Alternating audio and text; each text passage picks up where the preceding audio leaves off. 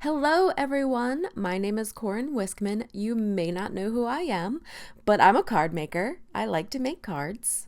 Scrapbook.com sent me this awesome new stamp set called Life Handmade Sentiments 2 and some awesome Nina pre-cut card panels, which I love. This is the 80-pound variety that I'm breaking into.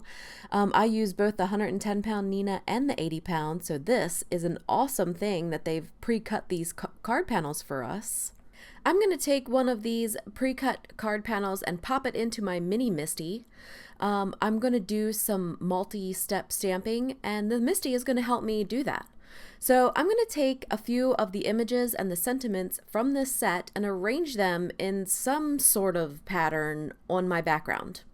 So I've got like a heart, a sentiment that says just for you, a hello.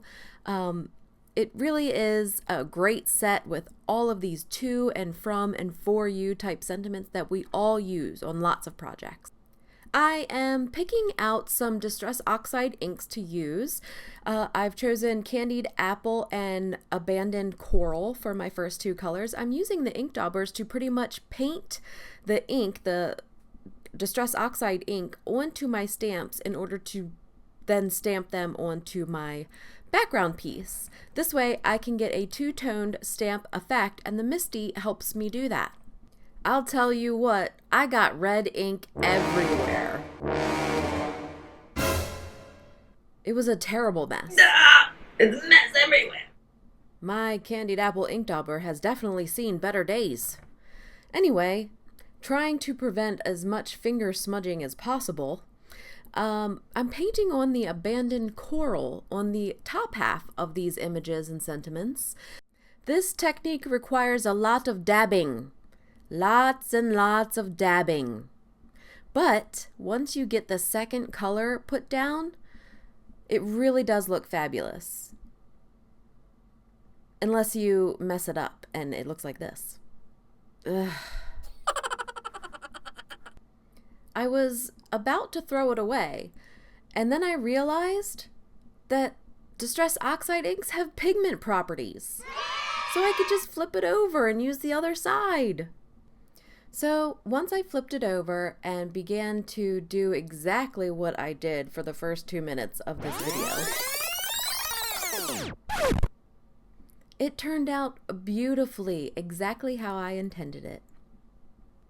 So now I'm just taking those same stamps and moving them one row below where I just stamped, but this time we're using green. So I've got Lucky Clover Distress Oxide ink, and I'm using my ink dauber to paint that at the bottom of this row of the stamps. And once you stamp it down, you can move on to your lighter color, and it gives you a little bit of variation in your ink. For the lighter ink in this row, I'm going to use Twisted Citron Distress Oxide ink.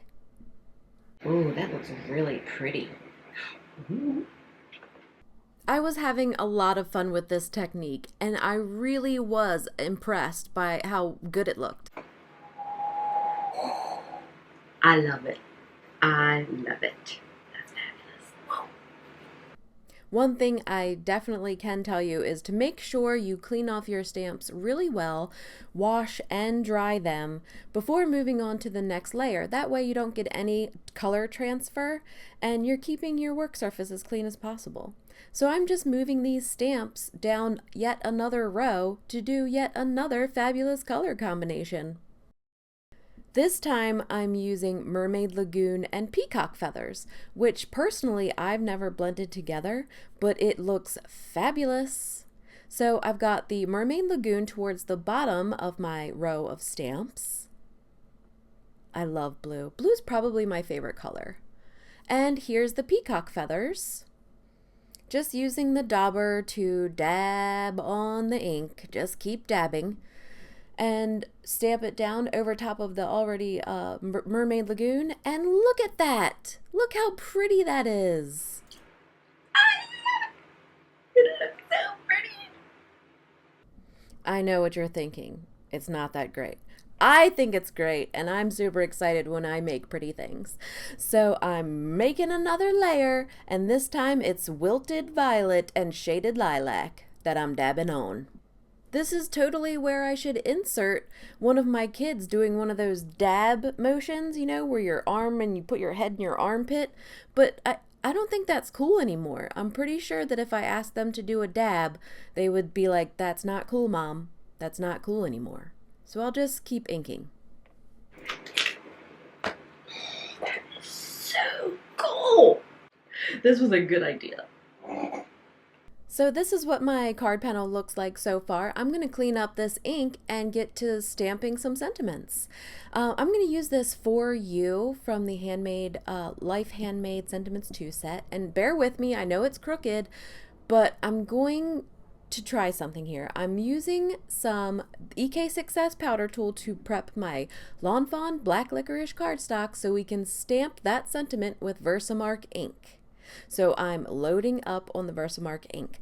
I know that I'm an over inker, but with Versamark, I totally on purpose stamped twice with Versamark ink.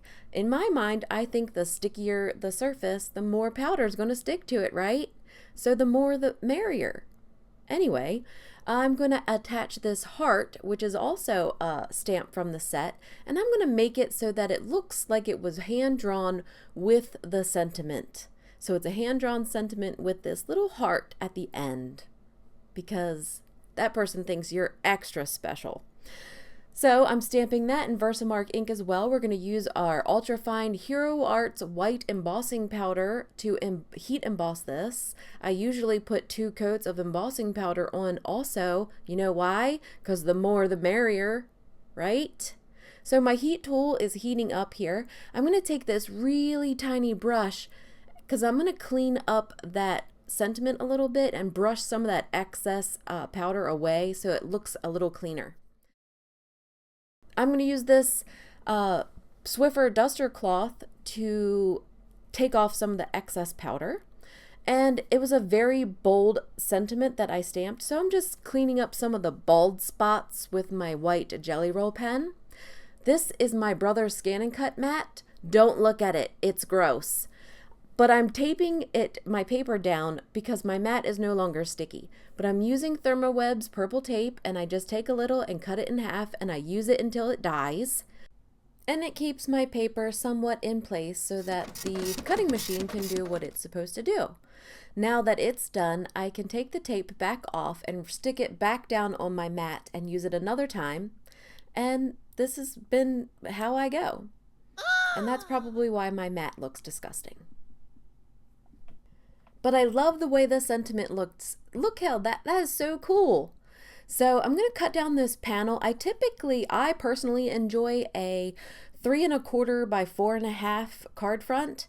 It gives a little bit of a border so that it shows your card base underneath the front panel of your card. I like that. I don't know. I'm using a Jelly Roll Stardust pen right now to add a little bit of shimmer to this heart. This pen is awesome for detail work, but when you're trying to do a larger area like those hearts, I reached for my Spectrum Noir shimmer pen, and this doesn't put out nearly as much sparkle as the Stardust, but it's easier to do larger spaces like this. So now that I've got it sparkly, we're going to add a little bit of Nouveau Crystal Glaze to each of these hearts. We're going to add a little bit towards the center and then use this micro brush to draw it out to cover the image completely. So I'm putting a little bit inside the inner portion of the heart and then using the micro brush to draw it out and pull it out to the edges of the image. It makes for a very clean application when you do it that way. So I've got some foam tape popping up my sentiment there. I've got some double-sided adhesive by Scrapbook.com and a piece of black craft foam, and I've adhered it to the back of my front panel using the double-sided adhesive. Now that my glossy accents is somewhat dry, I can be very careful and peel the back of this release paper off and stick it to my gray card base. Now I need to get all the release paper off of my sentiment. I wish sometimes that I had longer nails and sometimes I don't. But I'm using these tweezers to put the 4 on and then the U. That way I can have strategic placement of my hearts. I'm using my Teflon bone folder to make sure that it's nice and folded. And that's my card. I hope you guys enjoyed it. Please find me on social media. I would love for you to follow me. And I hope that you enjoyed my video. Thank you so much for watching.